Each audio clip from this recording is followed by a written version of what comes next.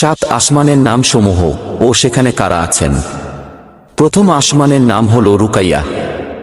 এ আসমানে সমগ্র মানবজাতির আদিপিতা হযরত আদম আলাইহিস সালাম আছেন। দ্বিতীয় আসমানের নাম হল ফায়দুম বা মাউন। এ আসমানে হযরত ইয়াহিয়া আলাইহিস সালাম ও খ্রিস্টান সম্প্রদায়ের প্রবর্তক হযরত ঈসা আলাইহিস সালাম আছেন। তৃতীয় আসমানের নাম হল মালাকুত বা হারিজুন। এ আসমানে হযরত ইউসুফ আলাইহিস সালাম আছেন। চতুর্থ আসমানের নাম হল জাহিরা। এ আসমানে হযরত ইদ্রিস আলাইহিস সালাম আছেন। পঞ্চম আসমানের নাম হল মুজাইনা বা মুসাহারাত। এ আসমানে হযরত হারুন আলাইহিস সালাম আছেন।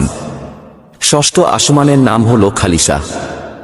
এ আসমানে ইহুদি ধর্ম প্রবর্তক হযরত মুসা আলাইহিস সালাম আছেন।